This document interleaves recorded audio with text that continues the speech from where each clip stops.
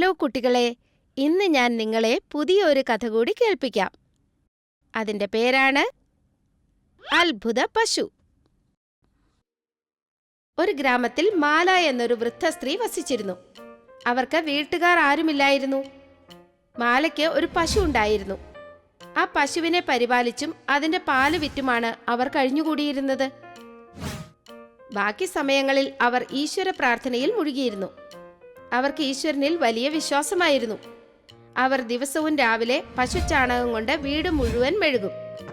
എല്ലാ ജോലിയും ചെയ്ത ശേഷം ഭഗവാന് നിവേദ്യം അർപ്പിച്ചിട്ടേ അവർ ഭക്ഷണം കഴിക്കൂ. ഒരു ദിവസം മാലയുടെ പശുവിന് തീരെ സുഖമില്ലാതായി. കുറച്ചു ദിവസങ്ങൾക്കകം പശു മരണമടയുകയും ചെയ്തു. ഇനി ഞാൻ എന്താ ചെയ്യേണ്ടത്? ഇനി എന്റെ വീട് എങ്ങനെ നടക്കും? മാല തന്റെ അയൽക്കാരന്റെ പശുവിന്റെ ചാണകം കൊണ്ട് ചാണകവരളി ഉണ്ടാക്കി വിൽക്കാൻ തുടങ്ങി. ഒരു ദിവസം അവരുടെ അയൽക്കാർ ചിന്തിച്ചു, ഇവര് ദിവസവും എന്റെ പശുവിന്റെ ചാണകം കൊണ്ടുപോയിട്ട് വരളി ഉണ്ടാക്കി വിറ്റിട്ടാണ് വീട് പുലർത്തുന്നത്. ഞാനെന്തിനാ ഇവർക്ക് എന്റെ പശുവിന്റെ ചാണകം കൊടുക്കുന്നത്? മാലയുടെ അയൽക്കാരി അവരുടെ പശുവിനെ വീട്ടിനുള്ളിൽ കെട്ടിയിടാൻ തുടങ്ങി. ഇത് കണ്ടപ്പോൾ മാലയ്ക്ക് വിഷമമാകുന്നു. പിന്നെ അവർ ചാണകം വാങ്ങുവാൻ വട്ടിപ്പണക്കാരന്റെ അടുത്തു പോകുന്നു.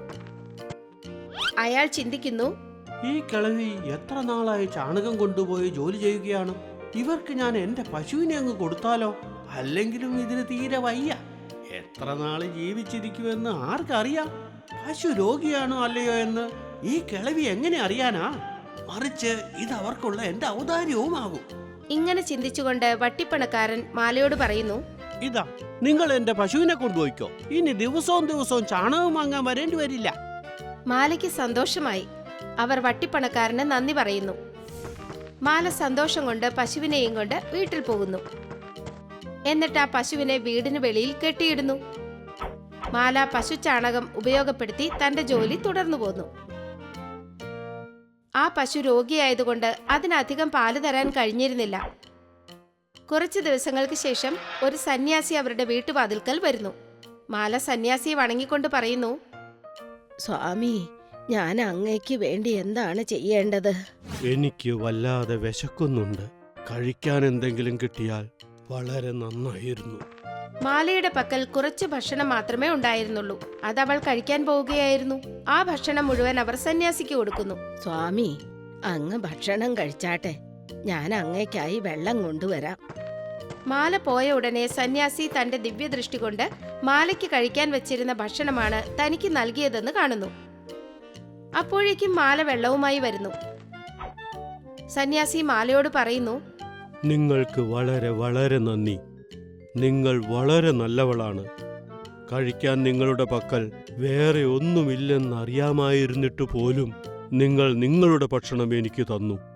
നിങ്ങൾ ഇനി ഒരിക്കലും കഷ്ടപ്പെടേണ്ടി വരില്ല. സന്യാസി പശുവിനെ കൈകൊണ്ട് തലോടിയിട്ട് പോകുന്നു. പിറ്റേന്ന് രാവിലെ മാലയുടെ പശു സ്വർണത്തിന്റെ ചാണകം നൽകുന്നു. മാലയുടെ അയൽക്കാരി ഇത് കണ്ടിട്ട് ആശ്ചര്യചകിതയാകുന്നു. അവർ സ്വർണ്ണ ചാണകം എടുത്തു മാറ്റിയിട്ട് പകരം അവരുടെ പശുവിന്റെ ചാണകം അവിടെ വയ്ക്കുന്നു. മാല ഈ കാര്യങ്ങൾ തെല്ലും അറിഞ്ഞതേയില്ല. കുറച്ചു ദിവസത്തേക്ക് ഇതിങ്ങനെ തുടർന്നു പോന്നു. അങ്ങനെ ഒരു ദിവസം ശക്തിയായ കാറ്റ് വീശുന്നു. മാല തന്റെ പശുവിനെ വീട്ടിനകത്ത് കെട്ടിയിടുന്നു. പിറ്റേന്ന് രാവിലെ പശു സ്വർണത്തിന്റെ ചാണകം ഇട്ടതായി മാല കാണുന്നു. ആശ്ചര്യത്തോടെ അവർ ചിന്തിക്കുന്നു, ഇതെങ്ങനെ സംഭവിച്ചു? ഈ ചാണകം സ്വർണത്തിന്റെ ആയത് എങ്ങനെയാ? ഇതാ സ്വാമിയുടെ ആശീർവാദം കൊണ്ട് സംഭവിച്ചതാകുമോ? ഇല്ലില്ല, സന്യാസി വന്നു പോയിട്ട് എത്രയോ ദിവസമായി. പെട്ടെന്ന് ഇതെങ്ങനെ സംഭവിച്ചു? ഇനിയിപ്പോ സ്വർണ്ണ ചാണകം ദിവസവും എൻ്റെ അയൽക്കാരി കൊണ്ടുപോയതായിരിക്കുമോ? ആ, ചിലപ്പോ അതുകൊണ്ടായിരിക്കും ഈയിടെ അവർ എന്നോട് വളരെ മധുരമായി സംസാരിക്കുന്നത്. മാല ദിവസവും പശുവിനെ വീടിനകത്ത് തന്നെ കെട്ടാൻ തുടങ്ങുന്നു. അയൽക്കാരിക്ക് സ്വർണ്ണ ചാണകം കിട്ടാത്തതുകൊണ്ട് അസൂയ തോന്നിയ അവർ ചിന്തിക്കുന്നു, ആ വട്ടിപ്പണക്കാരനോട് ഞാൻ പോയി ഈ പശുവിനെ കുറിച്ച് പറഞ്ഞാലോ? ഇനി ഏതായാലും എനിക്ക് സ്വർണ്ണ ചാണകം കിട്ടാൻ പോണില്ല. അപ്പ പിന്നെ ഈ കിളവിക്ക് എന്തിനു കിട്ടണം? അയൽക്കാരി വട്ടിപ്പണക്കാരന്റെ അടുത്ത് ചെന്നിട്ട് സ്വർണ്ണ ചാണകത്തെക്കുറിച്ച് പറയുന്നു. വട്ടിപ്പണക്കാരൻ ആശ്ചര്യപ്പെടുന്നു. ഇതെങ്ങനെ സംഭവിച്ചു? ഈ പശു എന്റെ അടുത്തുണ്ടായിരുന്നിടത്തോളം കാലം ഇങ്ങനെയൊന്നും സംഭവിച്ചിട്ടില്ല. ഇപ്പൊ എങ്ങനെയായി പശു സ്വർണം തരാൻ തുടങ്ങിയത്?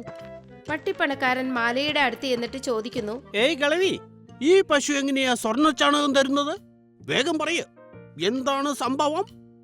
മാല വട്ടിപ്പണക്കാരനോട് കാര്യങ്ങളെല്ലാം പറയുന്നു. വട്ടിപ്പണക്കാരന് അത്യാഗ്രഹമുണ്ടാകുന്നു. അയാൾ മാലയിൽ നിന്ന് തന്റെ പശുവിനെ തട്ടിയെടുത്ത് തിരികെ കൊണ്ടുപോകുന്നു.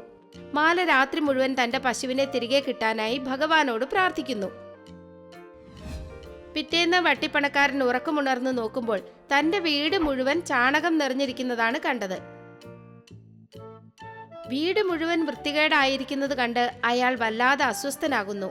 എന്റെ ഈശ്വര, ഇതെന്തു പറ്റി? ഇനി ഞാൻ എന്തു ചെയ്യും? ഈ മാലിന്യം എങ്ങനെ വൃത്തിയാക്കും? വട്ടിപ്പണക്കാരൻ ഇത്രയും പറഞ്ഞപ്പോഴേക്കും ഒരു ആകാശവാണി ഉണ്ടാകുന്നു. നീ ആ വൃദ്ധയുടെ പശുവിനെ കവർന്നെടുത്തു. അതുകൊണ്ടാണ് നിനക്കിത് സംഭവിച്ചത്. പശു ഇപ്പോൾ വൃദ്ധയുടെയാണ്. അതിനെ നീ തിരിച്ചു കൊടുക്കുക. എന്നാലേ നിന്റെ വീട്ടിൽ നിന്ന് മാലിന്യം പോവുകയുള്ളൂ. വട്ടിപ്പണക്കാരൻ ഉടൻ തന്നെ മാലയ്ക്ക് പശുവിനെ തിരികെ കൊടുക്കുന്നു. പശുവിനെ തിരികെ കൊടുത്ത ഉടനെ വട്ടിപ്പണക്കാരന്റെ വീട്ടിൽ നിന്ന് മാലിന്യം അകന്നു പോകുന്നു. മാലയ്ക്ക് പശുവിനെ തിരികെ കിട്ടിയതിൽ വളരെ സന്തോഷമായി.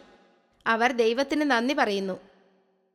അപ്പോൾ കുട്ടികളെ, ഈ കഥയിൽ നിന്ന് നമുക്ക് ലഭിക്കുന്ന പാഠം ഇതാണ്: നാം എപ്പോഴും സൽക്കർമ്മങ്ങൾ ചെയ്യണം. മാത്രമല്ല, ഒരിക്കലും ആരോടും അസൂയപ്പെടരുത്. നിങ്ങൾക്ക് ഞങ്ങളുടെ വീഡിയോസ് ഇഷ്ടമാകുന്നുണ്ടെങ്കിൽ അവ ലൈക്ക് ചെയ്യൂ, ചാനൽ സബ്സ്ക്രൈബ് ചെയ്യൂ.